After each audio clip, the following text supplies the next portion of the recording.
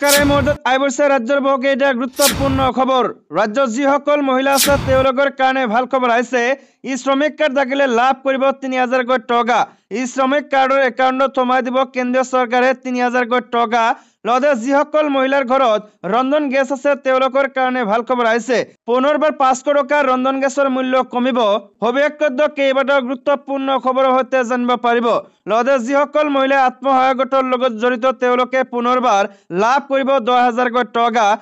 प्रत्येक जिलाय दिया आरम्भ হৈছে 10000 টকাৰ আত্মসহায়ক গোটৰ ফৰ্ম লগতে আনন্দ কেইবাটাও গুৰুত্বপূৰ্ণ খবৰ আছে একেলগে জানিব পাৰিব ভিডিঅটো চাই থাকিব চেনেলটো নতুনকৈ আহিলে চেনেলটো সাবস্ক্ৰাইব কৰাৰ লগতে ভিডিঅটোত এটা লাইক কৰি দিব তেন্তে আহক বন্ধু বান্ধৱীসকল আজিৰ ভিডিঅটো আৰম্ভ কৰো যেনে প্ৰথম গুৰুত্বপূৰ্ণ খবৰটো হৈছে ডাঙৰ গুৰুত্বপূৰ্ণ খবৰ লাখ লাখ লোকৰ কাৰণে আহিছে ডাঙৰ খবৰ শীঘ্ৰে কৰি লওক এই সমূহ কাম মাত্ৰ 55 টকাকৈ জমা কৰিলে লাভ কৰিব 3000 কোটি টকা 18 বছৰৰ ঊৰ্ধ্বৰ আৰু 40 বছৰৰ অনূৰ্ধ্বৰ লোকে পাব এই আঁচনিৰ সুবিধা নিৰ্ধাৰিত বয়স হোৱাৰ লগে লগে স্বয়ংক্ৰিয়ভাৱে মাহে 3000 কোটি টকা আপোনাৰ বেংক একাউণ্টত জমা কৰাই দিব কেন্দ্ৰীয় চৰকাৰে কিদৰে প্ৰতি মাহে লাভ কৰিব 3000 কোটি টকা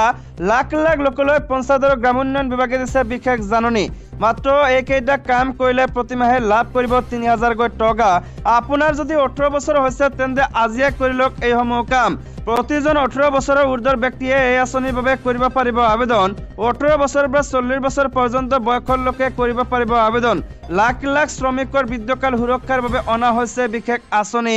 লাখ লাখ শ্ৰমিকৰ বাবে কেন্দ্ৰীয় চৰকাৰে আনিছে প্ৰধানমন্ত্ৰী শ্ৰমযোগী মানধন যোজনা 15000তকৈ কম আয়ৰ লোকে ইয়াৰ কাৰণে কৰিব পাৰিব আবেদন কিদৰে আবেদন কৰিব প্ৰতিজন আবেদনকাৰীৰ মোবাইল নম্বৰ থাকিব লাগিব সঞ্চয় বেংক একাউণ্ট আৰু আধাৰ নম্বৰ থাকিব লাগিব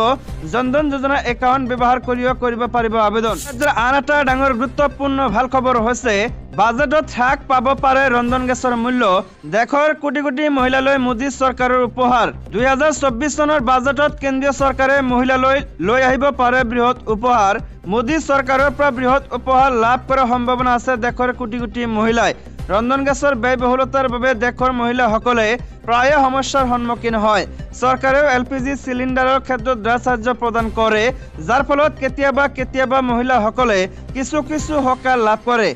আশা কৰা হৈছে এইবাৰৰ বাজেটত কেন্দ্ৰীয় চৰকাৰে প্ৰধানমন্ত্ৰী উজ্জ্বলা যোজনা আঁচনিৰ অধীনত প্ৰদান কৰা ৰাজসাহায্য আৰু অধিক বৃদ্ধি কৰিব পাৰে বৰ্তমান প্ৰতিটো সিলিণ্ডাৰত কেন্দ্ৰীয় চৰকাৰে 300 টকাৰ ৰাজসাহায্য দি আছে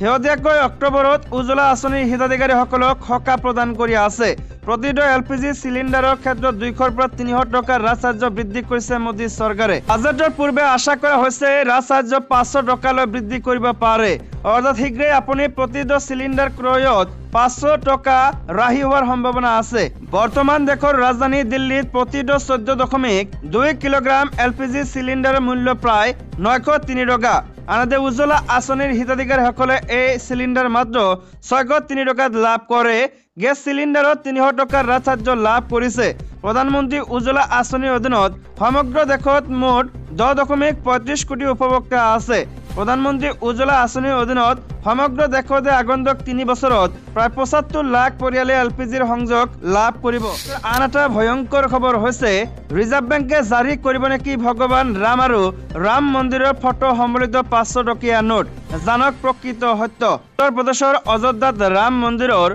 উদ্বোধনৰ পূৰ্বে ইণ্টাৰনেটত ভাইৰেল হৈছে মহাত্মা গান্ধীৰ স্থানত ভগৱান শ্ৰীৰামৰ ফটো সম্বলিত 500 টকীয়া বেংক নোটৰ ফটো ইয়াৰ পূৰ্বে উৰা বাতৰি বিয়পিছিল যে ভাৰতীয় ৰিজাৰ্ভ বেংকে 22 জানুৱাৰীত ৰাম মন্দিৰৰ ভব্য অভিষেক সমাৰোহৰ সৈতে এই নোট প্ৰকাশ কৰিব অৱশ্যে এই উৰা বাতৰি খাৰিজ কৰা হৈছে আৰু এনে নোট জাৰি কৰাৰ কোনো তথ্যগত ভিত্তি নাই কল নোটৰ ওপৰত লাল কিল্লা ঠাইত অযোধ্যাৰ ৰাম মন্দিৰ আৰু ধনুকাৰৰ ফটো আছে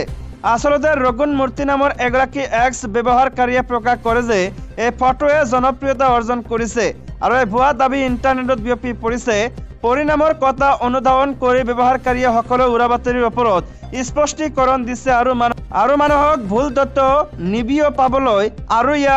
আৰু নিজৰ সৃষ্টি কৰ্মৰ দুৰ্ব্যৱহাৰ নকৰা আহ্বান জনাইছে ব্যৱহাৰকাৰী গৰাকীয়ে এক্স হেণ্ডেলত লিখিছে কোনোৱে টুইটাৰত ভুল তথ্য বিয়পাৰ বাবে মোৰ সৃষ্টি কৰ্মৰ অপব্যৱহাৰ কৰিছে মই স্পষ্ট কৰিব বিচাৰো যে মই কোনো ভুল তত্ত্বৰ সমৰ্থন নকৰো যিটো তেওঁ মোৰ কামৰ বাবে দায়ী কৰিব বিচাৰিছে। মোৰ বাবে এয়া গুৰুত্বপূৰ্ণ যে